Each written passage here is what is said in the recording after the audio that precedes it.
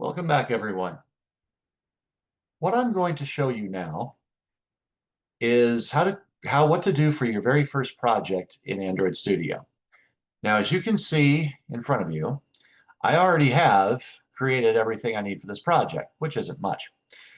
When you initially create a brand new project in Android Studio, you'll always be given one of these widgets that's here in the middle. It's a text view widget.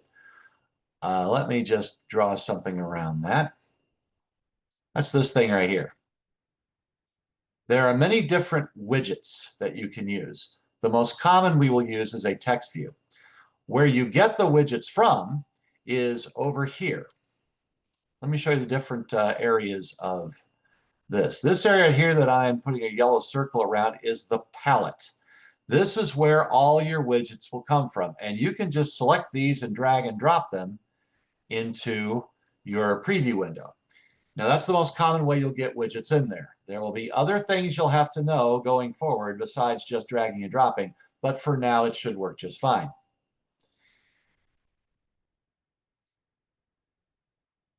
Then there is the component tree. That tells you what kind of layout you're using and the widgets that are there.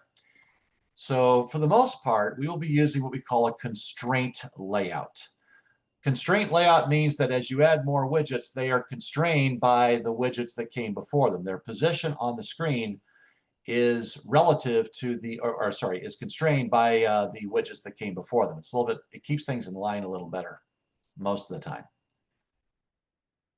Okay, there. You also have here, over here, this great big window is the attributes window. That's this thing right here. This has all the attributes that go with every individual widget, and there are a lot of them. We'll be talking about those in just a moment. All right.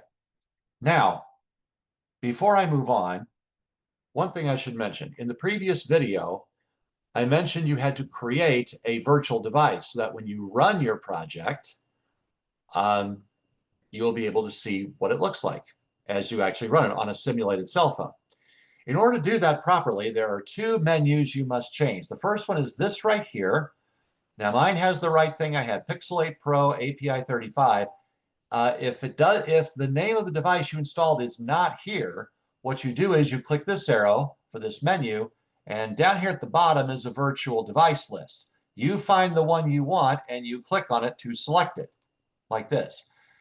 This menu is for the preview window. That's this white thing we're looking at right here. But it doesn't, however, give you the right device for when you run the program. To do that, you go to this menu up here at the very top. Right now, this one also says Pixel 8 Pro API 35. If I click that, you again select under available devices which device you want. It's not absolutely required that you do this, but it's a good idea to have this menu and this menu be the same. You usually want those two to be the same, to match. Okay. Now, even though I don't need a second widget, I'm going to try to add one here. So let me drag and drop a text view in here, show you what's going on. So I'll just drag and drop it, try to put it down here. And there it is. Now, since I'm in a constraint view, did you notice that my new text view showed up here, but it's got a red circle here? That usually means there's a problem. It says missing constraints in the constraint layout, which makes sense. The way to fix that problem is that you must put constraints on this left, right, up, and down. And the way you do that is very simple. You come up here, you start at this line that has this I right here, but you don't click the I. You move over to this thing called the magic wand, which is meant to infer constraints. If you click the magic wand, now, okay, it's no longer a red circle, it's a yellow triangle, but yellow triangles are warnings. Warnings are not errors. Okay, so warnings we'll live with.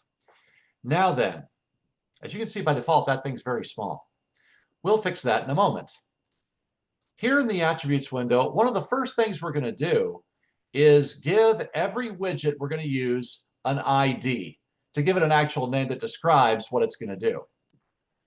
And I'm going to just give this a name. Now, there's no real set rules to what name you give it. The accepted convention is, since this is a text view, we'll start with TXT, text view, text, and then just say a name. Well, this is the end of the project, so I'll just say end for lack of being creative.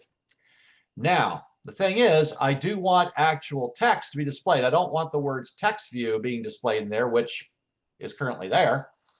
Well, the text property, the attribute is buried somewhere in here. It may actually be in common attributes, and lo and behold, it is. But just in case you can't find it, if there's an attribute you want to get to and you don't see it right away, and you don't want to scroll all the way alphabetically through this humongous list, you click on this search icon up here. And if I click in there, okay, well, one thing is I have to rename this thing. I forgot about this. Whenever you give it a new name, you have to click this refactor button, and that locks the name in there. But then you go to this and you say, let's look for text. And lo and behold, there is the text attribute. Now, what I'm going to do right now is just put text in here. I'll just say the end. Okay? That's one way to display text. I'm also going to change, if I look down here, here's text size. You've got a whole bunch of text attributes. Right now, the size is 14 SP. We'll talk more about that later. I'm going to make it about 24 so we can actually read it. Okay?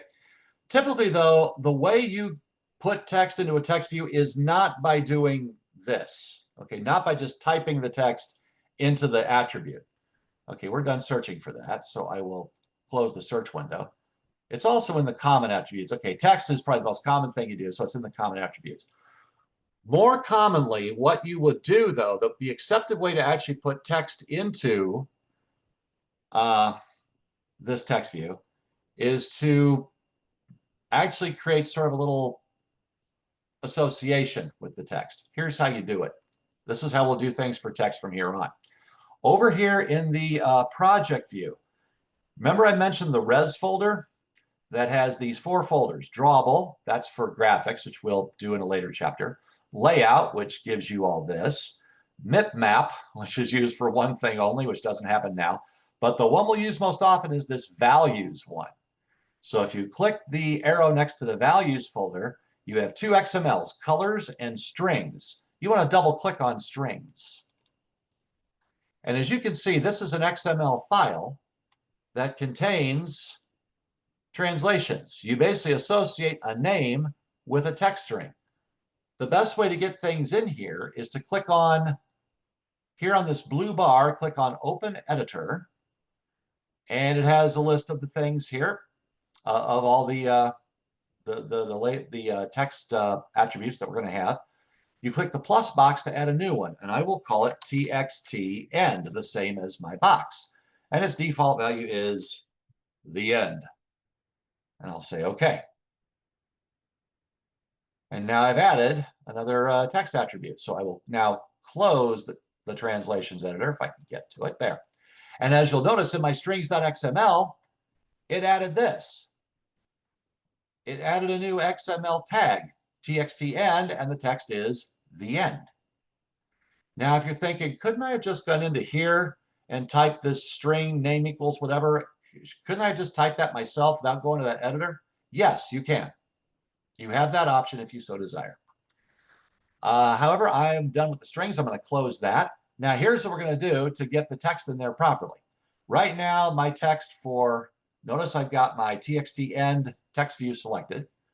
And in its attributes, the text is the end. I'm going to get rid of that. So now nothing is displayed in there. But then what I'll do is I'll move to the right of the big box and click this little bitty ellipse right here. And the pop-up says pick a resource. I click it. And here are my resources. There's TXT me, already did that one. Here's TXT end. I'm going to click that one. I'm going to select it and then click OK. And as you can see, here in the preview, there are the words the end. But here in the text attribute, it says @string/TXT end. That is how we are going to add text to a text view from this point on. Okay, now that we have everything ready in the preview, now it's time to actually build and run this app. And the way you build and run the app, it happens in one thing. You click on this play button right here, this play button which says Run App. Now, again, I can't guarantee this will happen quickly, especially if you run it the first time. So I may have to pause my recording while I do this, but let's try it. Okay, I'm going to run this. And as you can see, connecting to the emulator. Yeah, this is going to take a minute. I'm going to pause this, and when it's running, I'll bring you back.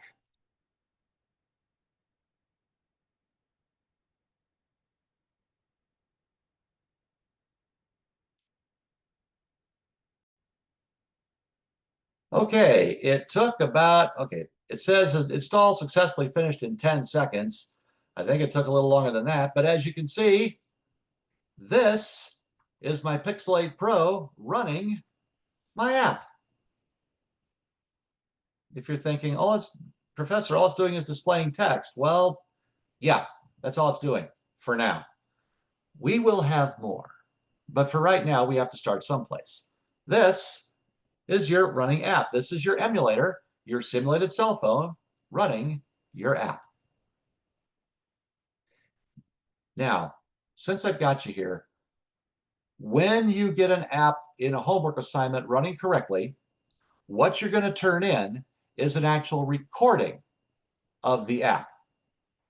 Now, there is a built-in recording tool here in Android Studio, which you can use, which I will demonstrate to you now. However, if you would prefer to use a different recording tool, like many students use the built-in, I think it's an Xbox tool in Windows that you can record, that's perfectly fine. It doesn't matter what recording tool you use. Now, this recording tool that's built into Android Studio I'm going to show you creates, I think it's a web movie file. That's WEBM. The Xbox tool, I believe, generates an MP4. Some tools generate a .mov file. It really doesn't matter because Canvas can handle any of those formats. It's very, very flexible. But the way to record an app from Android Studio, if you want to just do it right here, is this way. Here, the emulator is running. So up here above it, you have several buttons. Here's one that looks like a camera. Now, that's just a screenshot. That's not what I want. You want to go to the next one, which looks like a video camera, and it says record the screen. So you click on this one where the pop-up says record screen. And what you see here is screen recording options. You don't need to change any of this. You don't need to change any of that. Use Emily Recording Web Movie. And you just click on the Start Recording button in blue. And what you'll see is it says recording, and it gives you a timer. Now, obviously, for this one, don't need to record very much. I'll go like 7 seconds, and I'll click Stop Recording. Pardon me. And now you're asked, where do you want to save it? Well, I'm going to just put that on the top level of this USB drive of mine. You can put it wherever you want. You can also rename it. And I'll just say COSP230. I'll say Chapter 1, and I'll say Demo. And I'll put my initials KM so I know it's me. Hint, hint. And I'll click OK. And it says video recording saved in. There is the directory. And now, if you want to take a look at it, you can click Open. And here's the Windows Media Player. And there it is. There's your recording. So when you record using the built-in recorder in Android Studio, be sure you select a folder that you can get to easily. That way you can then upload the recording to the assignment in Canvas, submit it, and if the recording works correctly, you get all the points. That is how you make your first project in Android Studio. If you have any questions, please send me an email at kmuldrow@lbcc.edu.